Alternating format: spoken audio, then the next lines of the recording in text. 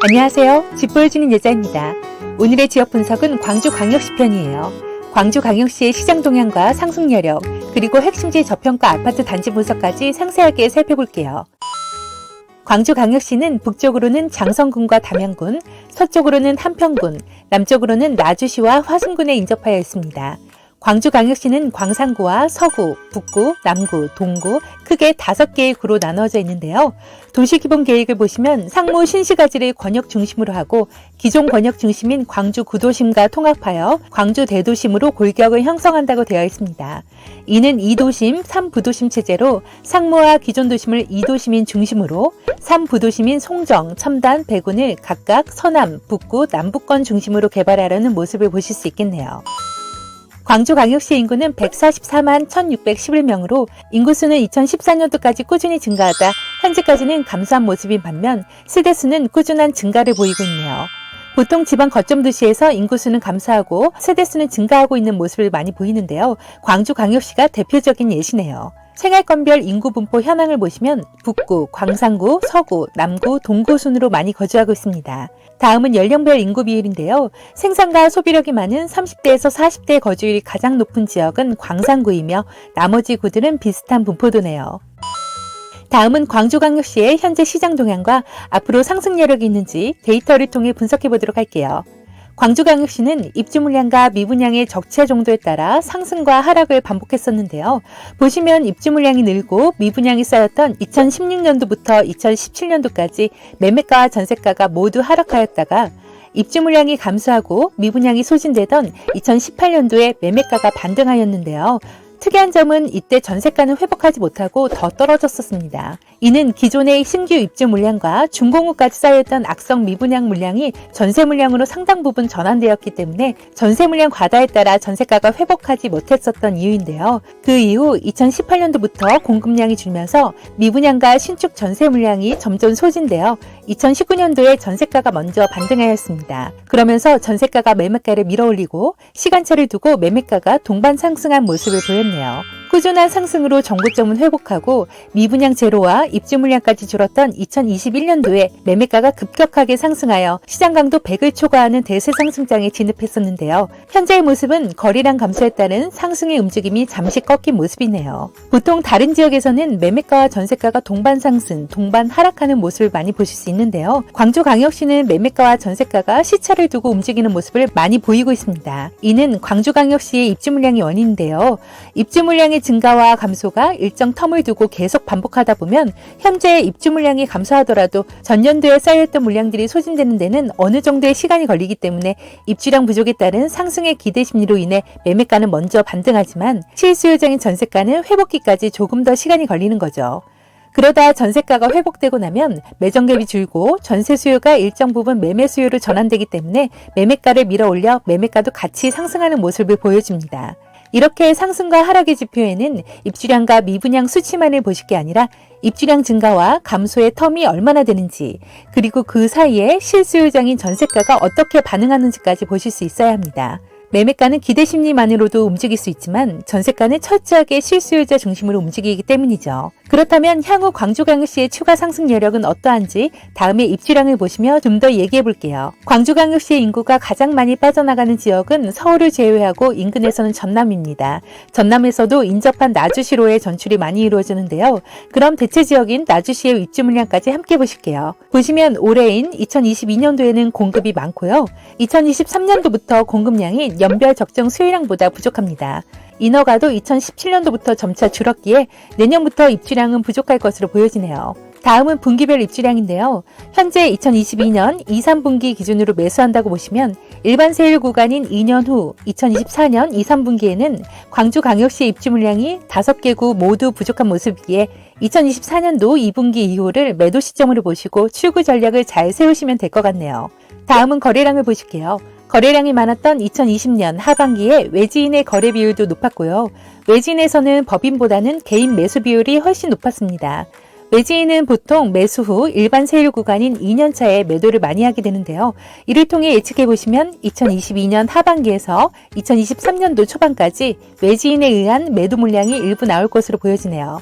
이를 종합해보면 그동안 광주광역시는 입주량이 부족하고 미분양이 소진되었던 시점에 매매가가 먼저 반등하고 그리고 전세가도 시차를 두고 반등한 것으로 보아 2019년 이후 미분양 제로에 2023년도부터 입주량이 계속 부족하다면 아무래도 추가 상승 여력은 클 것으로 보여지네요.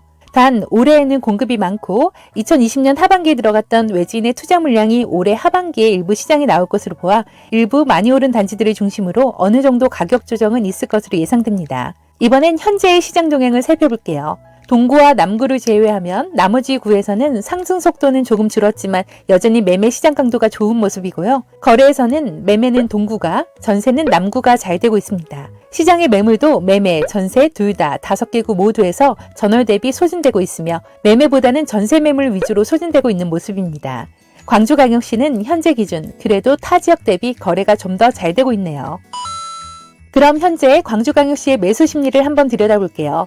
최근에 분양했던 분양단지들의 청약 경쟁률인데요. 적게는 1대3에서 많게는 1대50까지의 경쟁률을 선보였습니다.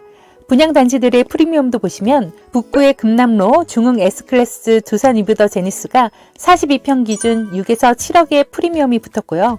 서구 화정동의 광주 화정 골드클래스도 33평 기준 2억 넘게 프리미엄이 붙어 있어 신규 주택에 대한 매수 심리는 상당히 좋아 보입니다.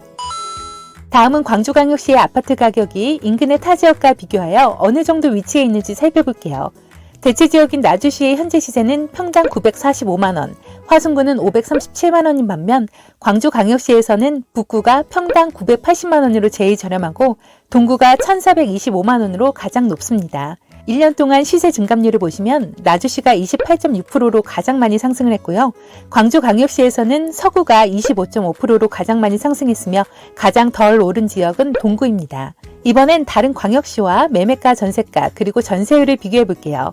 매매가를 먼저 보시면 인천이 평당 1637만원으로 가장 높고요. 다음은 부산, 대전, 대구, 울산, 광주 순으로 광주가 광역시 중에서는 가격이 상대적으로 가장 저렴하다는 것을 알 수 있겠네요. 다음은 전세 가격인데요.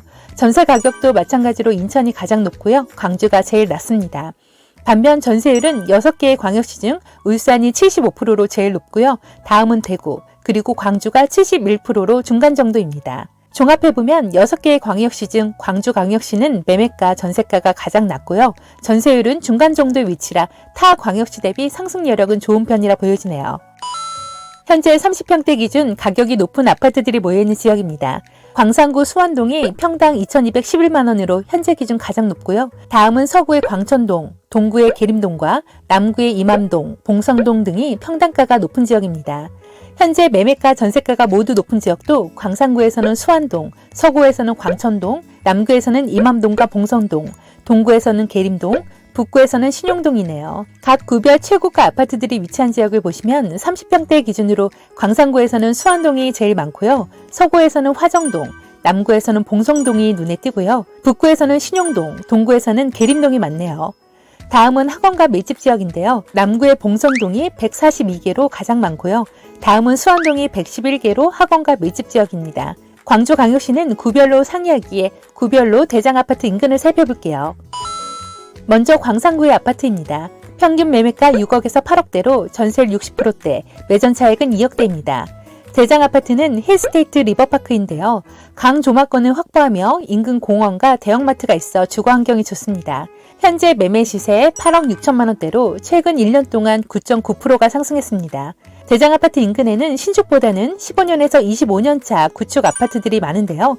가격대는 3억대로 저렴한 편이지만 최근 1년 동안 30%나 넘게 상승했습니다. 매전 차익도 보시면 힐스테이트 리버파크가 3억 5천만 원대, 인근 구축들이 적게는 4천만 원대부터 있어 소액 접근이 가능하지만 단기간 급격한 상승을 했기 때문에 조금 더 신중한 판단이 필요해 보입니다. 다음은 서구의 아파트입니다. 평균 매매가 6억에서 최고 8억으로 전세율은 50%대로 낮은 편이고 따라서 매전 차익이 크게는 3억까지 들어갑니다. 대장아파트는 상무 SK뷰인데요. 상무역 초역세권 단지로 인근 저수지가 있고 상권이 가깝습니다. 현재 시세 8억 정도로 최근 1년 동안 11.1% 상승했는데요. 인근 아파트를 보시면 5년에서 10년차 아파트들이 6억에서 7억대의 시세로 20에서 30% 상승을 했고요. 15년 이상 구축들은 3억대의 시세로 적게는 4.7에서 많게는 47%까지 상승을 했네요. 매정갭을 보시면 상무 SK뷰가 3억대이며 인근의 타 단지들도 최소 1억 5천 이상의 매전 차익이 들어가기에 갭 투자를 보시면 좀 부담스러운 금액대일 것 같네요. 다음은 남구 아파트입니다. 매매가 평균 6억에서 10억 정도며 전세율 50%대, 매전 차익은 크게는 4억대까지 들어갑니다. 남구의 대장 아파트는 제1풍경채 엘리트파크인데요. 상권과 학교가 가깝고 현재 매매가 10억 정도로 1년간 12.3%가 올랐습니다. 인근에 25년 이상 노후화된 아파트들이 많아 신축의 인기가 좋은 지역이기도 한데요. 구축 아파트들이 전반적으로 30% 이상 상승하기에 재개발, 재건축 이슈가 있는 단지가 아니면 조금 더 신중한 접근이 필요해 보입니다. 제1풍경채의 매전갭은 4억이 넘고요. 인근 구축들은 적게는 6천만 원대에서 2억 원대까지 매전 차익이 발생합니다. 다음은 동구 아파트입니다. 매매가 평균 6억에서 7억대로 다른 구들에 비해서는 매매 가격이 저렴한 편으로 전세율 평균 60%대, 매전 차익은 2억 원대입니다. 동구의 대장 아파트는 무등산 아이파크로 현재 시세 8억 정도며 최근 1년 동안 2.5% 상승하여 상대적으로 상승률이 크지는 않습니다. 남광주역 바로 인근에 위치하고 상권 이용이 좋으며 강변뷰를 누리실 수 있는 단지입니다. 대장 아파트 인근 준신축과 준축 아파트들이 4억 원대의 가격으로 상대적으로 저렴한 매매가이고요. 광산구, 서구, 남구에 비하여 최근 1년 동안 크게 상승하지 않아서 입지 좋은 단지들 위주로 상승 여력은 좀 더 있어 보입니다. 무등산 아이파크의 매전 차익은 2억 8천만 원대이며 인근 준신축과 준축 아파트들은 1억대의 갭 차이를 보이네요. 마지막으로 북구 아파트입니다. 매매가 평균 6억대이며 동구와 마찬가지로 상대적으로 다른 구들에 비해 낮은 가격이고요. 전세율은 50에서 60%대, 매전 차익은 2억 원대입니다. 북구의 대장 아파트는 제1풍경채 리버파크고요. 이름처럼 강 인근에 자리하고 반듯한 택지 주문의 아파트로 학교가 가깝습니다. 현재 시세 6억 7천만 원 정도며 최근 1년 동안 21.5% 상승하였습니다. 인근 5년에서 10년차 비슷한 연식의 아파트들이 많은데요.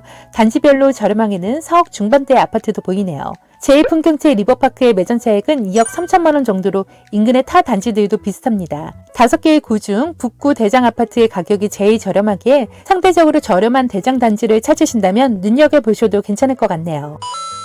다음은 광주광역시의 증감률을 보실 텐데요. 광주광역시의 시장 강도가 반등했던 2020년 6월부터 최근까지의 가격 증감률을 앞서 언급했던 지역별로 보실게요.